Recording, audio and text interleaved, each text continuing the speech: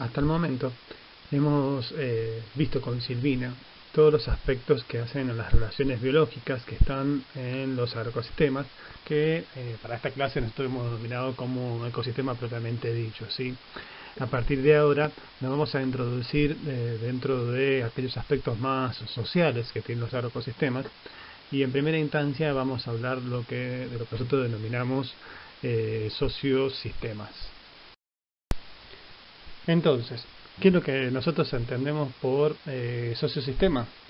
Los sociosistemas pueden estar relacionados con varios aspectos, ¿sí? Para esta clase nosotros abordaremos al menos 3 aspectos dentro de los que se pueden abordar, ¿sí? Y están relacionados con una parte de los actores sociales, ¿sí? Otra parte con las prácticas sociales y otra parte con las relaciones sociales, ¿sí? Por actores sociales nos estamos refiriendo a los distintos actores vinculados con la producción agropecuaria, ¿sí? Es decir, aquellos actores, sujetos, colectivos que de manera directa o indirecta están vinculados a estos agroecosistemas y que son los responsables tanto de la construcción, ¿sí?, de estos agroecosistemas como de el mantenimiento de los mismos, ¿sí?, y de otorgar las características que tienen, ¿sí? Por prácticas sociales nos estamos refiriendo, ¿sí?, a las diferentes acciones, ¿sí?, que van llevando momento a momento estos actores sociales y que le hemos puesto la característica de que perduran en el tiempo y que se van transmitiendo medianamente de generación en generación. ¿Para qué? Para poder dejar de lado aquellas acciones espontáneas que pueden surgir, demandas, acciones colectivas, protestas, etcétera, para centrarnos más bien en comprender las prácticas productivas que llevan a cabo los actores sociales, porque estas prácticas productivas son en definitiva las que van a repercutir en el funcionamiento de la parte ecosistémica de los agroecosistemas, ¿sí? Y finalmente, dentro de esos sistemas abordaremos las relaciones sociales, es decir, estos sujetos, estos actores, cómo se vinculan, cómo se relacionan entre sí, qué tipo de relaciones se establecen, y no solamente dentro del agroecosistema, sino con el resto del agroecosistema, ¿sí? A medida que vamos avanzando en las clases, vamos a ir viendo cómo se relacionan cada uno de estos aspectos, ¿sí? En primera instancia, vamos a empezar hablando nosotros de actores sociales, ¿sí? Y vamos a tratar de otorgar algunas claves, ¿sí?, como para poder identificar, para poder tipificar a estos actores sociales que nosotros vamos a encontrar en nuestra práctica profesional.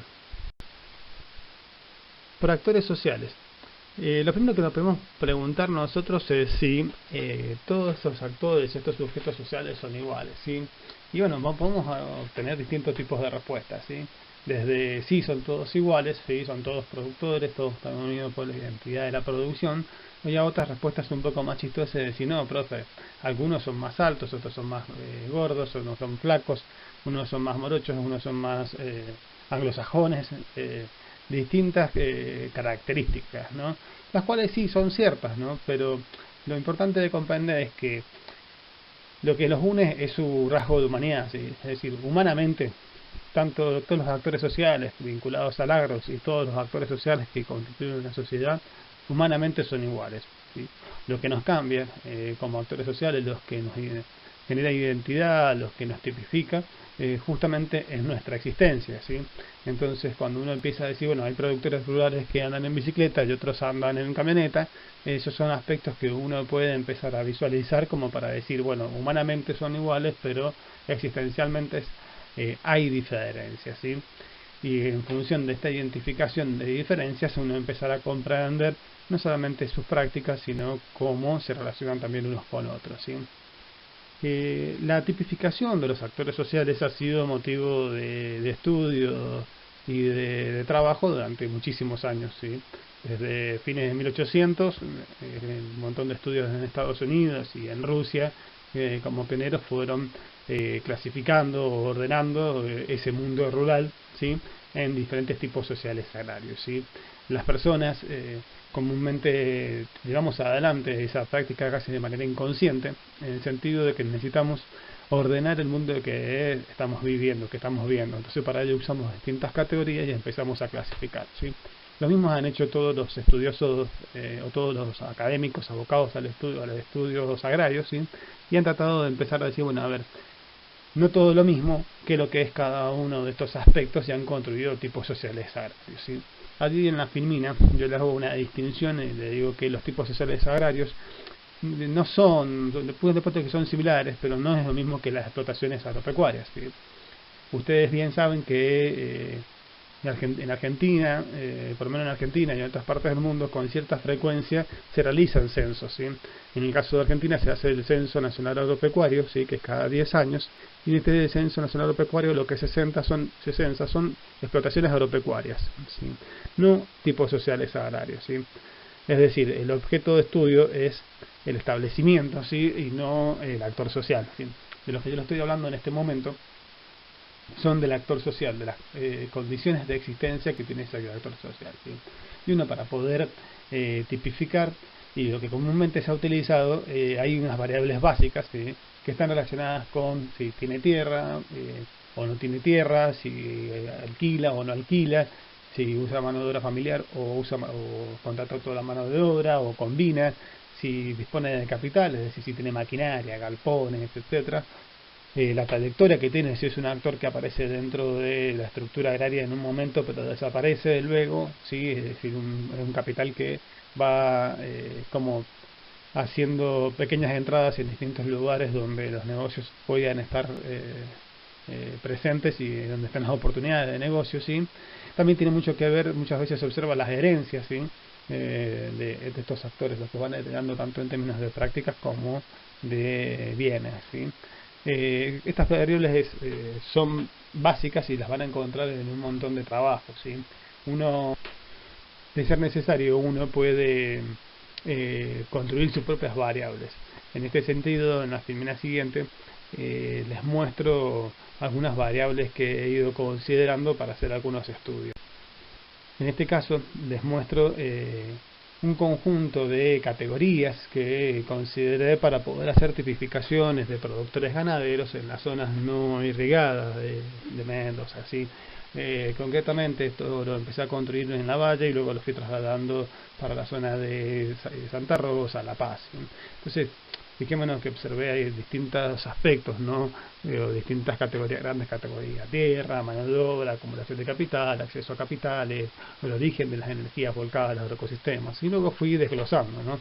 En cuanto a tierra, la condición de utilización, si es propietario, si es alquiler, si ocupan esas tierras, o hacen ocupaciones, ¿sí? La concepción que tiene la tierra, si la tierra es una herramienta de trabajo, si es una combinación entre herramienta y renta, o solamente está pensado desde la renta, y obviamente la extensión que tiene en esas tierras, ¿sí? En caso de que hayan alambrados y haya establecido límites. Hay casos en los que nosotros hemos estudiado en donde no hay límites en los campos, ¿sí? Porque son campos comunitarios, entonces esa categoría pierde productividad, no sirve para lo que nosotros estamos abordando, ¿sí? También otra categoría que observé, bueno, con la mano de obra, el acceso al crédito y el origen de las energías volcadas a los ecosistemas, ¿sí? En el sentido de si son únicamente energía animal o humana, ¿sí? O si empieza a introducir energías provenientes de fósiles, ¿sí? De esta manera uno puede, con esta categoría, puede ir construyendo tipificaciones, ¿sí? ¿Qué quiero decir con esto también? Que es algo que es importante. En esencia, todas las clasificaciones son arbitrarias, ¿sí?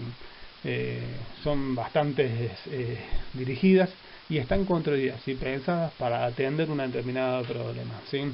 Con esto que les quiero decir, que no hay que abrazarse a una tipificación que esté dando vuelta y reproducirla por reproducirla, porque puede ser que nos esté explicando viendo cosas que nosotros no queremos ver. En caso de que suceda eso, lo que tenemos que hacer, lo que se sugiere, es tratar de construir categorías nosotros y poder observarlas a campo. Pero que muchas veces esto es sumamente laborioso y caro, lo que podemos hacer es apelar a información secundaria, y en función de la información secundaria ir construyendo estas categorías, ¿sí? Entonces, si nosotros hemos acordado en que humanamente los actores sociales son iguales, pero que también existencialmente son distintos, ¿sí? Y que esas distinciones nosotros las podemos ir identificando a partir de categorías, de variables, ¿sí? que nos permitan ir dando identidad a esos tipos sociales agrarios, más que hablar de productores rurales o de tipos sociales agrarios o de un tipo social agrario, lo que tenemos que pensar es que hay una heterogeneidad de tipos sociales agrarios que en nuestra práctica profesional, ¿sí? eh, se recomienda considerarla e identificarla porque nos va a ayudar a tener una práctica quizás un poco más acertada, ¿sí? Entonces, con esta primera parte de esos sistemas, lo que he tratado de darle son algunas claves para la tipificación y la identificación de heterogeneidades sociales, con ánimo de que luego uno pueda empezar a hacer asociaciones de estos tipos sociales agrarios con ciertas consecuencias, con ciertas prácticas, ¿sí? Tanto ambientales, sociales, que se van llevando adelante.